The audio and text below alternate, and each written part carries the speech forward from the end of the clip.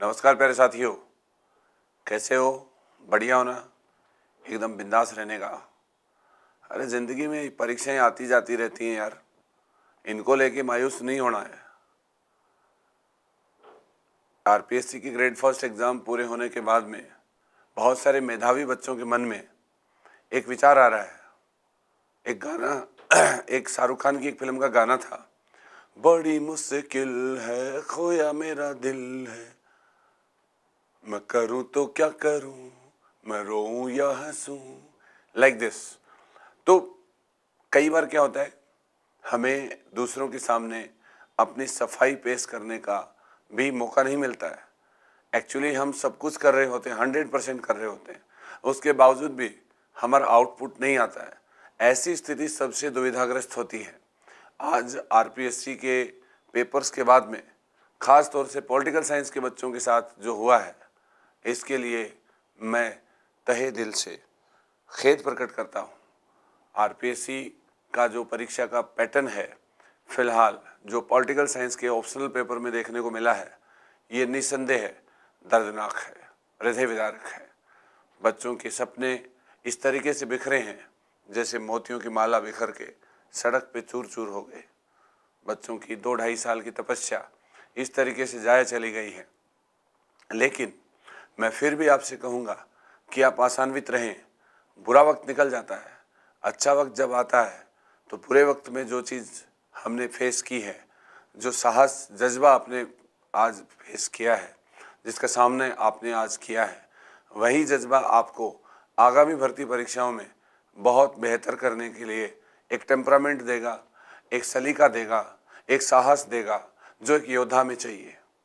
तुम झुकना नहीं, तुम हारना नहीं, तुम मायूस होकर किसी कोने में जाके मुंह मारना नहीं। आज तुम्हारा वक्त नहीं था। आज तुम्हें इस तरीके से तुम्हें नीचा देखना पड़ा है। एक दिन आएगा तुम वो बन के दिखाओगे सो दुनिया तुम्हें देखेगी। मेरी बात याद रखना। पॉलिटिकल साइंस के जितने भी बच्चे खास तौर से हैं, उनके लिए वीडियो समर्पित है, बाकी सब बच्चों के लिए भी है, सभी को देखना है। आपको इसमें से कुछ काम का लगे तो रखना है, नहीं लगे तो इसे एक रील समझ के रियल लाइफ में मत लाना, अदरवाइज इसे रियल लाइफ में अपनाना है। देखो, हर प्रयास जो व्यक्ति करता है वो सफलता के लिए करता है। जितनी भर्तियां होती हैं उससे कई गुना बच्चे 6 टाइम्स 7 टाइम 10 टाइम्स तक बच्चे जो हैं अप्लाई करते हैं, और मोर देन उससे भी ज़्यादा होता है। हर बच्चा जो पास होना चाहता है, जो वास्तव में कमिटेड है, उसकी संख्या बहुत ज़्यादा नहीं होती है, लेकिन जितनी भी होती है उनमें भी एक एक पोस्ट के ऊपर वो 5-5 6-6 गुना हो जाते हैं।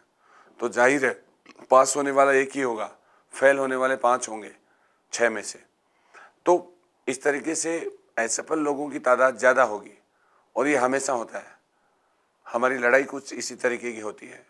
लेकिन हमें अपने आप को कोसना नहीं चाहिए, ना ही अपनी प्रिपरेशन ट्रैक को छोड़ना चाहिए। ज़रूरी नहीं है कि हर बार वही चीज़ आए। अब आपको इस तरीके से सवाल पूछे जा रहे हैं जो किसी गाइड में नहीं है, किसी टेक्स्ट बुक में नहीं है, जो एक जगह नहीं है, इधर उधर से उठा के पूरी तरीके से अनसाइंटिफिक पेपर कहीं पे आए हैं। मैं सहमत हूँ इस बात से, लेकिन इसके अलावा हमारे पास कोई चारा भी नहीं है। एग्ज़ाम देने वाले बच्चे कुछ क्वालिफाई भी नहीं कर पाएंगे। जैसे कि पॉलिटिकल साइंस में बैकलॉग रहा, फिर भी रहेगा, ऐसा लगता है इस पेपर को देख के। तो क्या करें हम? हमारे पास एक रास्ता है, या तो हम रोएं और या फिर हम इसकी रेमेडी के लिए अपना बेहतर करें। हमारे पास में दूसरा विकल्प ही बेहतर है, क्योंकि अगर आप रोएंगे तो दुनिया आपके मज़े लेगी। दुनिया हमेशा हंसने वालों के साथ होती है, दुनिया कभी रोने वाले के साथ नहीं होती है। संसार उसका होता है जो मेहनत करता है, साहस रखता है, विपरीत परिस्थितियों में कुछ करने का मादा रखता है। आज वो वक्त आ गया है, आज वो घड़ी आ गई है कि तुम उन सब लोगों को, उन सब पेपर सेटरों को इस तरीके से एक कुछ करके दिखाओ, और जिसने आपको इस स्तर पे पहुंचाया है उसको ज़्यादा चुनौतीपूर्ण तरीके से लेकर और उससे बेहतर करने का मादा आप रखो। यही अब हमारे पास में बेस्ट विकल्प है। इतिहास गवाह है, जब जब भी हमारे योद्धा या विजेता विकट परिस्थितियों में आए, जिन्होंने विकट परिस्थितियों का मुकाबला किया, उन्होंने इतिहास लिखा था। जिस किसी को लियोनिडास का नाम क्यों है, लियोनिडास हार गया था। 300 के साथ में उसने 5 लाख की सेना का मुकाबला किया था। यूनान में जो थर्मोपोली का वार था, वो इसके लिए जाना जाता है। उस दुर्गस युद्ध में उन्होंने किस तरीके से 480 ईसा पूर्व में ज़ेरेक्सिस की 5 लाख की सेनाओं का मुकाबला 300 लोगों ने किया था, और वो मुकाबला आज लियोनिडास को इतिहास में अमर बनाता है। ज़रूरी नहीं है कि हर लड़ाई सफलता में ही तब्दील हो। सारागढ़ी की लड़ाई है, थर्मोपोली की लड़ाई है, हल्दी घाटी का युद्ध है, ये कुछ ऐसी लड़ाइयाँ हैं जो आरपीएससी के ताज़ा तरीन पैटर्न और इस तरीके के कुछ अनसाइंटिफिक करिश्माओं की ये नज़ीर हैं या उनकी याद दिला देती हैं। इतिहास में ऐसा बहुत बार हुआ है, जब हारने वाला जीतने वाले से ज़्यादा पॉपुलर हुआ है। महाराणा प्रताप ने अकबर के सामने जो साहस दिखाया, उससे आज वो इतिहास के पन्नों में वीर हैं। तो वहीं जो हमारे थर्मोपोली में लियोनिडास ने जो साहस दिखाया, तो वो आज इतिहास के पन्नों में वीर हैं। और इसीलिए कर्नल टॉड ने उस थर्मोपोली की लड़ाई की तुलना हल्दी घाटी के युद्ध के साथ की थी। तो ये जो बात है वो कोई छोटी बात नहीं है। यही बात आप थोड़ा और आगे बढ़ेंगे तो और आगे चलेंगे, बहुत सारे ऐसे योद्धा हैं जिन्होंने विपरीत परिस्थितियों में जो नज़ीर दी अपने कार्यों की, अपने कौशल की, उसके अंदर वो कुशल बने। महात्मा बुद्ध जो थे, महावीर स्वामी जो थे, इन्होंने सब कुछ राजपाट ठाट को छोड़कर एक वैराग्य जीवन जिया, कैवल्य और निर्वाण की प्राप्ति की। और किस प्रकार से उन्होंने सांसारिक जीवन के स्थान पे उन्होंने एक तरीके से निवृत्ति या सन्यासी मार्ग को अपनाया और जनता को ज्ञान मार्ग पर प्रवृत्त किया। आज इतिहास उन्हीं को जानता है, वरना उनके समकालीन और भी राजाओं के बच्चे थे जिन्होंने राज किया और अपने कंफर्ट जोन में रहे। कंफर्ट जोन से निकलोगे तभी दुनिया तुम्हें जानेगी। एक कंपटीशन में कुछ सवाल इधर उधर आने से जिंदगी ख़त्म नहीं हुआ करती है। छुप छुप के रोने वालों से दुनिया कभी सहानुभूति नहीं रखा करती है। ना छुप के रोना है, ना किसी के सामने रोना है। तुमने कोई अपराध नहीं किया है, तुमने पढ़ाई की है, ईमानदारी से की है, तुम्हारी आत्मा जानती है कि तुमने अच्छा किया है। इससे बेहतर सर्टिफिकेट किससे लेने की कोई ज़रूरत नहीं है। जब आप सेटिस्फाइड हो तो पूरी दुनिया सेटिस्फाइड है। मेरे फादर का एक डायलॉग है कि what people's says about you, that does not matter for me. What I have observed about you, that does matter for me. तो वो वाली बात है, अगर दुनिया आपके बारे में क्या बोलती है उसे मुझे कोई परवाह नहीं है। मुझे तुम्हारे बारे में जो मूल्यांकन मैंने किया है वही मेरे लिए इम्पोर्टेंट है। अलाउद्दीन खिलजी भी कहता था कि मैं वो करूँगा जो मुझे उचित लगता है, क़यामत के दिन मेरा क्या होगा इसकी मुझे कोई परवाह नहीं है। तो ये बात है। गला कुछ दिनों से बैठा हुआ है, थोड़ा सा क्षमा चाहूँगा कि उतना जो ग्रेविटी में आवाज़ आती है उतनी नहीं आ रही है, लेकिन फिर भी मुझे महसूस हुआ कि बच्चों के हौसले कुछ पस्त से हो रहे हैं। और इस तरीके से आपको बिल्कुल भी पस्त होने की ज़रूरत नहीं है। आप जो भी आगे भर्तियाँ आ रही हैं, ग्रेड सेकंड, ग्रेड थर्ड, जिसमें भी आपको रेलेवेंट लगता है वहाँ आप तैयारी कीजिए। पहले ग्रेड सेकंड है, फिर थर्ड है, इनको साथ साथ दे सकते हैं आप।